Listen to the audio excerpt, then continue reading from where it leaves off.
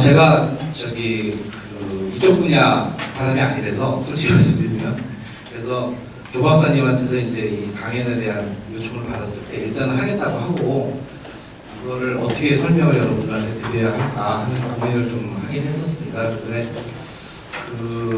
어느 정도까지 이 분야에 대해서 좀 알고 계신지 그거를 저희가 잘 모르기 때문에, 제가 잘 모르기 때문에 일단은 좀 개념적으로 좀 이해를 좀 쉽게 할 수 있을 정도의 수준으로 좀 작성을 했고요.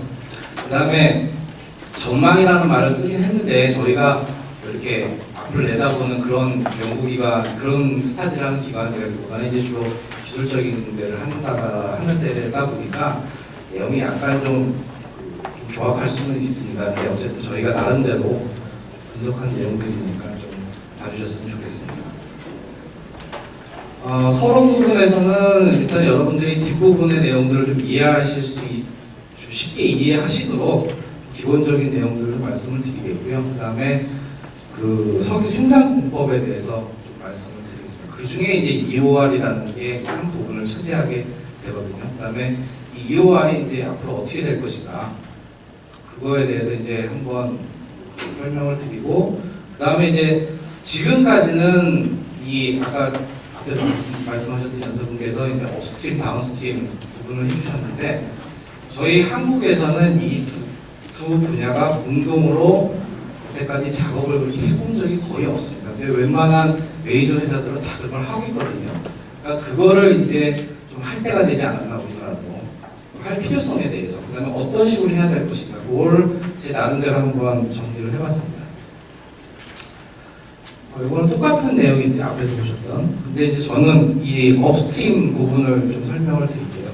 업스트림 그러면은 일단은 땅속에 석유나 가스가 어디에 매장돼 있고, 그거를 이제 어떻게 생산을 해야지 우리 손에 효과적으로 우리 손까지 얻을 수 있겠냐 하는 것들을 이제 스타디, 아니면 그런 것들을 사업화하는 데가 이제 업스트림이고요. 이걸 이제 어떻게 운송할까 하는 것들이 이제 미드스트림이라고 얘기를 합니다. 여러분들이 제일 잘 아시는 부분이 이제 이 다운스트림이 되겠죠. 이걸 정제하고 그 다음에 생산물들을 만들고. 근데 이제 그 중에 여기 보면 맨 마지막에 이런 요거에 관련된 일을 하시는 분들 중에서 이 업스트림의 효과적인 물질들을 또 만들어내시는 분들이 있습니다. 대표적인 폴리머라든지 프로펀트라든지 이런 거 들어보셨는지 모르겠지만, 하여튼 그런 물질들이 이제 또 이런 업스트림에 사용이 됩니다. 왜냐하면 업스트림 하시는 분들은 그런 물질들을 만들 수 있는 능력이 없거든요. 그래서 그런 물질, 서로 간에, 상호 간에 그런 물질들을 만드는 걸 공동으로 연구하시기도 하고요. 저희 이 업스트림을 하시는 분들의 가장 큰 이슈는 이겁니다. 두 가지입니다. 두 가지. 리소스하고 리저브입니다. 그래서 과연 땅 속에 석유나 가스가 얼마만큼 있는 거냐, 있겠느냐 하는 거를 찾아내는 게 일단 우리 익스플로레이션이라고 하는 탐사 부분이고요. 그걸 나타내는 게 이 자원량이라고 하는 리소스입니다. 그 다음에 땅속에 100이라는 석유나 가스가 있다고 치더라도 그거를 우리 손까지 끌어올리기 위해서는 그게 이제 10이 될 수도 있고, 아니면 극단적인 경우에 한 5밖에 안 될 수도 있고, 아니면 운이 좋으면 한 90까지도 됩니다. 그게 이제 리저브라고 하는 겁니다. 근데 우리나라 말로 표현을 하면 우리가 이제 리저브라고 하는 말을 매장량이라고 얘기를 하다 보니까 일반인들 잘 모르시는 분들 매장량 그러면 그냥 땅속에 묻혀있는 양인가 보다 이렇게 생각하는 좀 오해의 소지가 좀 있거든요. 그래서 요 정도는 이제 좀 알고 들어가시면 좋겠다 하는 거를 생각해서 제가 이제 여기다가 이렇게 좀 정리를 했고요. 그래서 이 두 가지 차이는 뭐냐면, 우리가 리소스라고 하는 건 우리나라 말로 자원량이고요. 땅속에 어느 만큼의 하이드로카본이 오일이 되든 가스가 되든 묻혀 있느냐, 인플레이스라고 얘기를 합니다. 그게 이제 자원량이고요. 그 다음에 우리가 회수할 수 있는 양이 그 중에서 얼만큼 되느냐, 이게 이제 매장량이라고 합니다. 그래서 두 개를 나눠주면 그 값을 우리가 리커버리 팩터, 회수율이라고 얘기를 합니다. 그래서 회수율이 10%가 될 수도 있고 50%가 될 수도 있고, 그래서 이 회수율, 즉 매장량이라고 하는 개념은 정해져 있는 값이 아닙니다. 땅속에 묻혀 있는 값은 우리가 잘 모르지만 어쨌든 간에 한정되어 있는 값이지만, 매장량이라고 하는 거는 그때의 유가, 그 다음에 우리의 기술, 이거에 따라서 계속 변화될 수 있는 값입니다. 그거를 염두에 두셨으면 좋겠고요. 그 다음에 이제 그럼 과연 전 세계적인 매장량, 석유 매장량을 먼저 한번 보시겠습니다. 얼만큼 남아있느냐. 제가 어렸을 때, 한 중학교인가 고등학교인가 한 20, 30년 전에, 그렇게 오래되지는 않습니다만, 근데 그때만 해도 앞으로 30년 후에는 석유가 고갈될 거다. 이런 얘기를 했었습니다. 지금은 어떤 얘기를 하냐면 한 50년 남았다는 얘기를 합니다. 이게 조금 오래된 한 2, 3, 4년 전 데이터지만 지금 나온 데이터도 크게 다른 게 없어서 제가 그대로 쓰긴 했는데요. 지금 생산되는 양하고 지금 우리가 캘 수 있는 양의 비율을 봤더니 석유 같은 경우는 앞으로 한 54년. 근데 54년 후에 그러면 우리가 생산할 수 있는 양이 없을 거냐? 그건 아닙니다. 그때 되면 또 이게 좀 늘어날 수밖에 없는 상황이 되죠. 왜냐하면 기술이 발전하고 그 다음에 유가에 따라서 또 그만큼 또 우리가 찾아낼 수 있는 것들이 많아지니까요. 그래서 지금 남아있는 거를 양으로 봤을 때는 보통 저희가 러프하게 한 1조 6천억 배럴 아니면 또 1조 7천억 배럴 정도 생각을 합니다. 불과 5년 전만 해도 저희가 한 러프하게는 한 1조 배럴 남아있다 이렇게 얘기를 했었거든요. 근데 그게 좀 올라갔죠. 그 중에 가장 큰 이유 중에 하나는 여러분들 워낙 우리나라 신문지상에서 참 많이 들으셨던 오일 샌드 아니면 또 셰일가스, 셰일오일, 타이트오일 이런 것들이 이제 많이 좀 도움을 줬죠. 그 다음에 이제 오일 리저브를 차지하고 있는 뭐 여러 가지 대부분의 이거는 뭐 여러분들과 상식적으로도 많이 아는 얘기지만 중동 국가들이 대부분 많이 차지하고 있잖아요. 그 중에서 이제 좀 특이할 만한 건 이 베네수엘라라고 하는 나라는 상당한 양의 오일을 지금 매장이 되고 있습니다. 근데 여기는 좀 오일이 좀 헤비한 편이죠. 나머지 부분들은 상당히 이제 많은 부분들이 이제 중동 국가들 편제되어 있다고 보시면 되고요. 그다음에 가스 같은 경우는 석유보다도 조금 더 오래 갈 거라고 보고 있습니다. 양이 지금 상당히 많이 있고요. 지금 이 러시아 같은 경우는 저희가 알고 있기로는 조사도 제대로 안 돼 있습니다. 그래서 이건 상당히 러프한 값이고요. 걔네들이 맘만 먹고 더 조사를 하고 더 찾아내려면 충분히 더 많이 찾아낼 수 있고, 그 다음에 뭐 흔히 속설로 뭐 미국에서 알래스카에서는 뭐 일부러 개발 안 하고 있다 막 이런 얘기도 하시잖아요. 실제로 그렇습니다. 알래스카에 상당한 양의 가스도 있고 가스를 대체할 만한 다른 비정통 에너지 자원들도 많이 있고 아직 손을 많이 안 대고 있어요. 왜냐하면은 개발하기 위해서는 돈이 많이 들기 때문에 지금은 손을 안 대고 있을 뿐이지 나중에 유가가 올라가면 충분히 거기서도 또 개발할 수 있는 그런 가치를 갖고 있는 지역입니다. 그래서 매장량이라는 건 다시 한번 말씀드리지만 지금 안 건들고 있어도 나중에 돈이 되면 건들 수 있는 게 매장량입니다. 근데 가스도 마찬가지로 이제 좀 오일하고 많이 편제되어 있는 그 분포가 좀 비슷하다고 보시면 될 것 같고요. 그 다음에 석유 생산 공법인데 요거는 이제 좀 생소하신 분야일 수도 있는데 좀 개념적으로 설명을 드리도록 하겠습니다. 저희가 이제 찾는 것도 상당히 어렵습니다.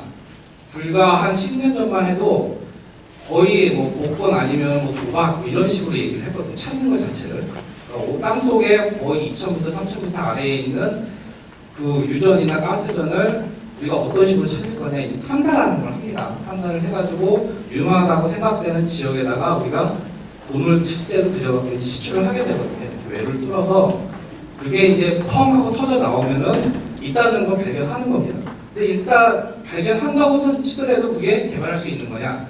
양이 돼야지 이제 개발이 되는 거거든요. 왜냐면은 뚫고 뭐 시설 설비하고 하는데 돈이 워낙 많이 드니까 그거를 다 만회하고 우리가 수익을 얻을 수 있을 정도의 양이 되느냐? 그 정도까지 이제 판단이 되면 그 다음서부터 이제 개발 계획을 갖게 되게 되고 그 다음에 어떤 식으로 생산을 할 건지를 이제 저희가 설계를 하게 됩니다. 그러면 이제 기본적으로 어떤 식으로 생산을 하냐면 처음에는 1차 회수라고 하는 그냥 자연적인 힘에 의해서 생산이 되게 합니다. 이게 왜냐하면 땅속 2,000m, 3,000m 되면 이제 그 오버버드 프레셔를 받고 있는 애들을 위해서 이제 우리가 외를 뚫어가지고 압력을 없애주다 보니까 압력 차이가 발생을 해서 얘네들이 이제 위로 올라오기 시작하는데 자체적인 힘만 갖고 올라올 수 있는 양은 상당히 좀 한계가 있거든요. 그래서 그 여러 가지 이제 그 안에 있는 메커니즘의 도움을 받는데 대표적인 메커니즘이 이제 땅 파면 물 나오는 건 다 아시지 않습니까? 않습니까? 그렇죠? 땅 파면 다 물이 있습니다. 대부분의 물들이 밀도 때문에 오일이나 가스보다 이제 밑에 이렇게 존재를 하고 있는데 여기서 이제 압력이 떨어지면 이제 물들이 이렇게 올라옵니다. 그 올라오는 힘에 의해서 조금 더 올라올 수 있게 오일이 생산될 수 있게 해주고요. 그 다음에 이제 압력이 떨어짐으로 인해서 오일 속에 녹아있던 가스들, 디솔브드 가스가 바깥으로 나오면서 우리 코카콜라 먹을 때, 콜라 먹을 때 이렇게 가스가 나오는 것처럼 그거에 의해서 이제 그런 힘을 갖고선 이제 오일을 생산을 하게 되는데 그렇게 생산되는 양이 얼마 정도 되냐면 10%밖에 안 됩니다. 그러니까 90%는 남아있다는 얘기예요. 얼마나 아깝습니까? 이게 왜 하나 뚫는데 보통 뭐 비싼 데는 우리나라 돈으로 1,000억에서 5,000억까지 가는 데가 있습니다. 왜 하나 뚫는데. 그러니 그런 거 하나 뚫어가지고 생산을 하려면은 많은 양을 생산을 해야 되는데 20% 이렇게 해가지고는 타산이 안 맞을 수밖에 없죠. 그래서 이제 이거는 상당히 역사가 오래된 얘기입니다. 왜냐하면 이런 기술적인 뭐 어떤 백그라운드가 없이 예전에 오일이 나오고 이게 돈이 된다고 생각하니까 사람들이 별걸 다 생각을 하기 시작했던 거거든요. 기술적인 뭐 어떤 백그라운드가 없이. 그래서 다음으로 생각한 게 뭐냐면 물이 그렇게 효과가 좋다는데 그럼 물을 한번 인위적으로 집어넣자 했었던 게 이제 워터 플러딩, 워터 인젝션 이런 겁니다. 그래서 물은 아무래도 좀 흔하니까 우리가 생산하는 오일 옆에다가 주입을 하는 거죠. 물을 다른 데서 끌어온 물을 아니면 지하수를 다시 재주입시켜서 얘가 이렇게 밀어낼 수 있도록 이렇게 해주는 게 이제 워터 인젝션이고요. 그 다음에 이제 가스 인젝션은 뭐냐면 가스는 어쨌든 오일을 생산하면 가스가 같이 나옵니다. 왜냐면 이 버블 포인트 프레셔 아래로 떨어지다 보면 오일에 녹아있던 가스가 다 방출이 되기 때문에. 그래서 여러분들 뭐 텔레비전에서 보시면은 이렇게 플랫폼 같은 데서 막 불태우고서 물 뿌려주는 거 이거 보신 적 있으시죠? 그게 뭐냐면은 가스가 일단 오일 생산할 때 나오긴 나오는데 팔아먹을 수 있을 만큼 양이 안 되면은 태워버릴 수밖에 없습니다. 그걸 어디다 처리할 수가 없으니까. 그런데 이제 요즘에는 그것들이 환경 문제로 태우질 못하게 하고 있습니다. 그래서 그거를 가능하면 다시 땅속으로 집어넣는데 땅이라고 하는 게 이제 오일 속에 다시 집어넣는 겁니다. 그러면 어떤 현상이 일어나냐면 뭐 예를 들어서 뭐 미디움한 오일이 가스가 나오면 아무래도 좀 헤비해지겠죠. 근데 걔 나왔던 가스를 다시 재주입하면 아무래도 또 라이트하게 이렇게 변하게 됩니다. 그래서 그런 라이트하게 변한다는 얘기는 내가 이제 비스코스틱이 정성도가 좀 낮아지기 때문에 유동이 좀 쉬워지죠. 그래서 이제 그런 효과를 보겠다 하는 거가 이제 2차 배수 우리가 보통 얘기를 하고 얘네들은 이제 상대적으로 큰 돈이 안 듭니다. 그래서 이걸 해도 보통 한 15%에서 한 40%. 그러니까 아까 보셨던 게 한 10%, 이것까지 해도 맥시멈 한 50%. 이 정도밖에 생산을 못하는 겁니다. 그러면 아직도 또 50%가 남게 되죠. 그러면 그걸 어떻게 하겠느냐? 생산을 좀 너무 아까우니까. 그래서 나온 게 이제 EOR입니다. 그래서 인핸스드 오일 리커버리 보통 그렇게 얘기하고 종류로는 뭐 케미칼을 집어넣기도 하고 그 다음에 열을 주입하는 열을 이제 저희가 스팀을 이용하기도 하고 아니면 뜨뜻한 물을 집어넣기도 하고 그 다음에 CO2나 N2 가스를 집어넣기도 하고 여러 가지 이제 효과를 보기 위해서 이렇게 EOR이라고 정의하는 가장 큰 특징은 뭐냐면 비싼 물질이 들어갔을 경우에 EOR이라고 얘기합니다. 비싼 물질이 들어갔을 때. 그러면 우리가 또 다른 말로 IOR이라는 얘기도 쓰는데 IOR은 뭐냐면 1차 배수 자체적인 힘 외에 우리가 하는 모든 행동들을 다 IOR이라고 얘기합니다. Improved Oil Recovery라고 얘기를 하는데 그래서 EOR은 IOR 속에 포함이 되고요. 여기에는 이제 뭐가 더 추가적으로 포함이 되냐면 여러분들 그 신문지상에서 뭐 셰일가스 많이 들어보셨을 텐데 거기에 셰일가스가 성공하게 된 가장 큰 계기가 뭐냐 하면은 뭐 수평공 그 다음에 수압화색 뭐 이런 거 들어보셨죠? 그죠? 그런 것들이 이제 IOR에 들어갑니다. 기존의 컨벤셔널한 방법이라고 하는 거는 그냥 수직으로 외를 뚫어서 그냥 나오게 하는 이걸 컨벤셔널이라고 보시면 그거 외적으로 우리가 인위적으로 어떤 방법을 하여튼 별놈의 방법들을 다 씁니다. 그런 것들을 써서 하는 것들을 우리가 이제 IOR이라고 얘기하고 있고요. 그 다음에 이제 아까 처음에 제가 10% 정도밖에 안 된다고 했는데 여기는 한 20% 정도라고 25%라고 얘기했는데 요것도 뭐냐면 여러분들도 영화에서 보시면은 그 유전 같은 데서 뭐 추격전이나 총격전 하다 보면 이게 이거 뭐 까딱까딱 하는 거 보신 적 있으시죠? 그죠? 그게 이제 서커로드 펌프라고 하는데 전문 용어로는 뭐라고 하냐면 매드라고 합니다. 근데 그게 뭐냐면은 이제 여러분 어리신 분들은 잘 모르실 텐데 조금 연배가 되시는 분들은 이제 그 집에 다 우물 갖고 계셨었죠? 우리 이렇게 물 한 바가지 퍼가지고 이렇게 했을 때 그거하고 똑같은 원리로 그냥 전기로 얘를 까딱까딱 해가지고 그냥 조금 더 잘 나오게 그것까지는 우리가 이제 1차회수라고 봅니다. 그 외적으로 나머지 생산하는 방법들을 적용하는 것들은 우리가 이제 다 2차 회수, 3차 회수, 그 다음에 IOR, EOR 이렇게 그 정의를 하고요. 대표적인 IOR 몇 가지를 보여드리면요. 이게 이제 기존에 우리가 찾던 오일이나 가스전입니다. 이게 뭐냐면 땅 속에 이제 유기물들이 이렇게 묻혀서 오랫동안 열과 압력을 받아가지고 이제 되면은 요새 이제 유기물들이 이 가스나 석유 물질들이 이제 위로 올라가지고 밀도 차이 때문에 그래서 이런 구조를 만나면 얘네들이 모여있게 되는 거고요. 구조를 못 만나는 애들은 이제 다 날아가는 거죠, 위에.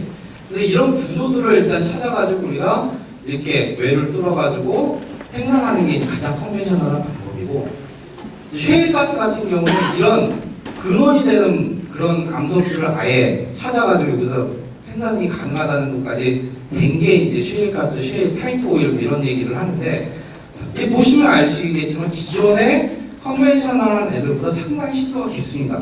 그래서 어디까지 내려가냐면 5,000m까지 내려갑니다. 5km. 5km까지 내려가는데 얘가 이제 기존에 뭐 요즘에 기술이 워낙 발전됐으니까 한 3km 내려간다고 치면 얘가 이제 일단은 수직으로 5km를 내려가야 되고요. 그 다음에 수평으로 얘를 꺾어가지고 다시 요즘에 기술이 얼마큼 좋아졌냐면 수평으로 5km를 갑니다. 그러니까 왜 수평이 좋으냐면 외를 하나 갖고서 접촉될 수 있는 면적을 그만큼 많이 만들어줄 수 있는 거거든요. 그러니까 이런 기술 때문에 일단은 가능했고요. 그 다음에 쉐일이나 이런 밑으로 내려가면 내려갈수록 아시겠지만 얘네가 워낙 압력을 많이 받는 애들이기 때문에 상당히 타이트합니다. 그러니까 돌을 보셔도 우리가 공사장에서 보셨던 그 하얀 그냥 모래 사암벽돌 그거가 이제 이런 거라고 보시면은 얘 같은 경우는 뭐냐면 거의 이런 대리석 같습니다. 대리석. 그래서 그 안에 들어가 있는 오일이나 가스가 기존의 방법으로는 도저히 나올 수가 없었어요. 그래서 셰일 가스, 셰일 오일 이런 것들이 우리가 몰랐던 게 아니라 개발할 수 있는 방법이 없어서 이제 그냥 묻어두고 있었던 거 놔뒀던 건데 그거를 이제 어떻게 했냐면은 이런 파쇄를 하게 됩니다. 수압 파쇄. 그냥 위에서 물을 고압으로 쏴서 여기다가 이제 구멍을 펑펑 뚫어가지고 터트려주는 거죠. 그러면은 이 부분들이 깨집니다. 깨져나가게 되죠. 그래서 이제 깨짐으로 인해서 통로를 만들어주는 거예요. 통로를. 근데 이제 지하는 아무래도 계속 고압이기 때문에 깨졌다고 얘가 그냥 잘 흐르는 게 아니라 다시 또 닫히거든요. 그래서 그 안에다가 다시 우리가 이제 물을 집어넣을 때 뭐 모래 입자라든지 아니면 조금 인위적으로 만든 입자들을 같이 집어넣어서 이제 구멍들이 이 깨진 부분들이 닫히지 않게 그런 것들이 이제 프로펀트라고 우리가 얘기를 합니다. 이런 것들을 예전에는 또 이렇게 다단으로 파쇄를 여러 군데를 하지 못했었어요. 그래서 한두 군데밖에 못했었는데 요즘에는 한 뭐 20개, 30개, 50개를 팍팍팍 이렇게 깨지니까 이게 이렇게 내려가서 이게 이제 5kg가 되고요. 그 다음에 그 5kg를 계속 이렇게 자자자자 깨주니까 그만큼 이제 나올 수 있는 양들이 많아지는 거죠. 그래서 그래야 그나마 이제 이 셰일 가스나 뭐 타이트 오일이나 이런 것들이 이제 생산이 가능하게 되고 상업적인 생산이 가능하게 됐다고 봅니다. 그게 이제 IOR 중에 하나고요. 그 다음에 이제 EOR을 몇 가지 말씀을 드리겠습니다. EOR은 이제 아까도 보셨듯이 열을 이용하는 EOR이 하나가 있고요. 그 다음 가스를 이용하는 게 하나 있고요. 그 다음에 이제 케미칼을 이용하는 EOR이 있습니다. 근데 이 EOR이라고 하는 거는 대상이 뭐냐에 따라서 계속 왔다 갔다 하는 거지 이게 뭐 어떤 이 방법이 어떤 전류층이나 다 적용될 수 있다 이거는 아닙니다. 그래서 이 대표적인 케미칼 방법 중에 하나가 이제 폴리머라고 하는 물질인데 상식적으로 말씀드리면 일단은 오일이 있고 그 다음에 얘를 생산을 잘 하기 위해서 이제 물로 이렇게 밀어주는 게 이제 물 주입인데 물의 점도를 높여주기 위해서 폴리머라고 하는 물질을 집어넣는 게 폴리머 플러팅입니다. 아무래도 물에다 폴리머를 녹여가지고 점도를 높여주려다 보니까 이제 좀 돈이 좀 들죠. 그래서 근데 이제 중국에서는 이 작업들을 지금 많이 하고 있는 상태고요. 근데 이제 너무 오일 자체가 끈적끈적한 애들이면 폴리머를 많이 집어넣어서 밀어주는 것도 한계가 있습니다. 왜냐하면 압력이 너무 많이 걸리기 때문에 터져버리죠. 그런 문제가 좀 있을 수가 있고요. 그래서 어느 정도까지는 좀 대상이 되는 오일이 점도가 그렇게 높지 않아야 된다 하는 것들이 있고요. 이게 이제 비스코시티, 그 다음에 API 아까 말씀하셨던 그런 것들의 이제 한계를 얘기를 하는 겁니다. 왜냐하면 끈적끈적한 애들을 집어넣으려면 그만큼 위에서 고압의 그 펌프를 써야 되고 그러다 보면 돈이 더 많이 들어가고 하는 것들이 문제가 되니까요. 그 다음에 이제 CO2라고 하는 게 이제 가스를 주입하는 것 중에 대표적인 방법인데 이거는 아마 뭐 좀 관심이 있으신 분들은 요즘 되게 이슈가 되고 있는 것 중에 하나라고 알고 계실 거예요. 왜냐하면은 CCS라고 하는 거하고 맞물려 있잖아요. 전 세계적으로 지금 CO2 가스를 처분을 해야 되는데 우리나라 같이 아무 오일 일전이 없는 나라는 그냥 뭐 배수중이나 아니면 뭐 이런 데다가 처분을 해야 되지만 유전을 갖고 있는 나라는 두 가지 효과를 볼 수가 있습니다. 석유 생산도 할 수 있고 그 다음에 CO2 처분도 할 수 있고. 근데 이제 어떤 특징이 있냐면 CO2하고 오일이 만나면 일단은 오일이 부피 팽창을 합니다. 부피 팽창을 하기 때문에 얘가 점도가 낮아지고 유동이 그만큼 잘 이루어지죠. 근데 이제 그게 압력이 더 높아지면 윗서브 형태가 됩니다. 그러니까 두 상이었던 게 이제 상이 하나가 돼버리는 상태가 돼버리거든요. 그러면은 아시다시피 땅 속에서 두 상이 같이 흐를 때하고 상이 하나가 흐를 때하고는 메커니즘 자체가 완전히 틀려지고요. 상이 하나가 있을 때 훨씬 더 생산하기가 쉽습니다. 그래서 그런 효과들 때문에 CO2가 상당히 각광을 받고 있고 앞으로도 계속 얘는 좀 증가될 거라고 보고 있습니다. 근데 상당한 많은 양의 CO2가 들어가야 된다 하는 게 이제 문제고요. 그 다음에 이제 아무 오일이나 다 되는 건 아니고 얘도 조금 좀 미디움 정도의 헤비한 애들은 좀 효과가 별로 없고요. 그 다음에 스웰링이나 비스코스 리덕션 효과가 있고 그 다음에 CCS하고 관련된 게 있고 근데 가장 중요한 거는 과연 CO2 소스가 근처에 있느냐 그게 가장 중요합니다. 그러니까 뭐 정말 오지에서 이거 하겠다 그러면 뭐 소스를 구할 수가 없는데 어떻게 하겠습니까? 그러니까 그런 문제가 좀 있죠.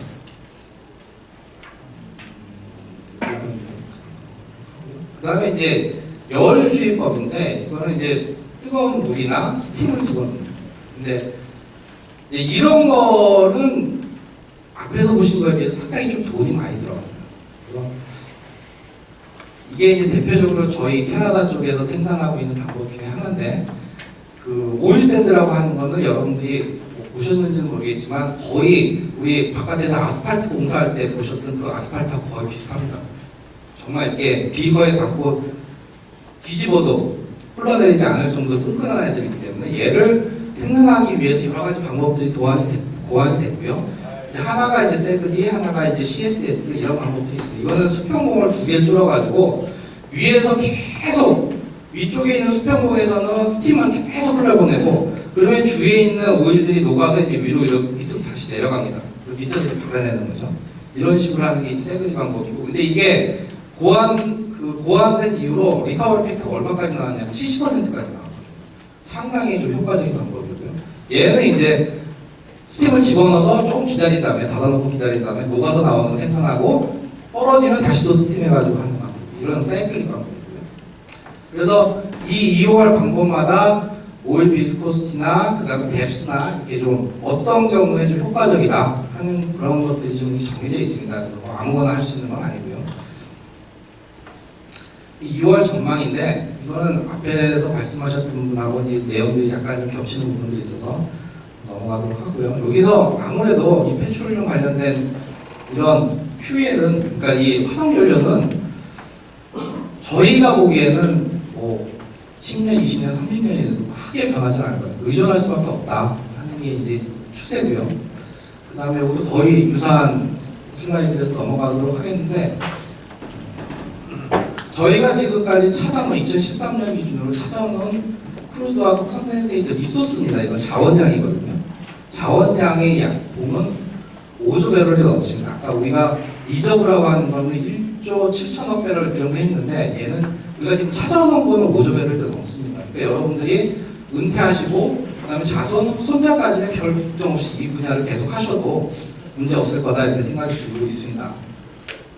그 다음에 이제 2호R 분야인데 2호R 분야를 보시면은 지금까지 이게 이제 2007년 그 다음에 2011년 기준으로 계속 증가하고 있는 추세입니다. 근데 이게 2007년을 보시면 전체 오일 생산량의 2호R을 통해서 생산한 게 한 3%인가요? 그거밖에 안 되는데 2011년 기준으로는 한 5% 조금 안 되게 약간은 증가하지만 그렇게 파격적으로 증가하고 있지는 않습니다.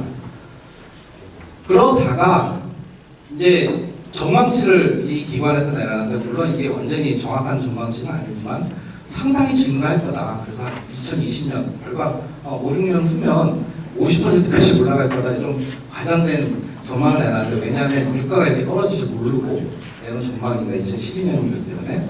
그런데 유가가 이제 보통 저희가 EIA나 이런 데 전망을 내놓는 걸 보면 유가가 많이 올라갈 때, 그다음에 중간일 때, 낮을 때 이렇게 보통 같이 하잖아요. 낮을 때도 지금 2호R은 계속 증가할 거다 하는 게 추세고요.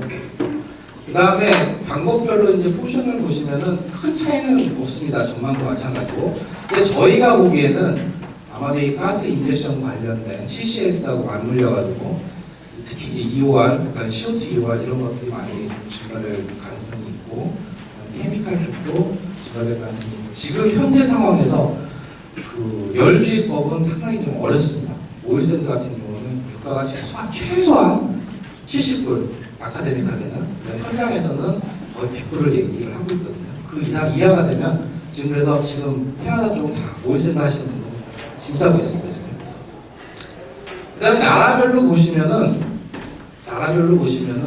저희가 지금 가장 관심을 갖고 있는 분야는 중동 지역입니다. 왜냐하면은 기술을 많이 갖고 있는 미국이나 캐나다, 그다음에 저 유럽의 노르웨이 같은 나라 이런 데는 솔직히 저희가 어떻게 접근할 수 있는 방법이 거의 없고요. 왜냐하면 기술 격차가 상당히 높기 때문에.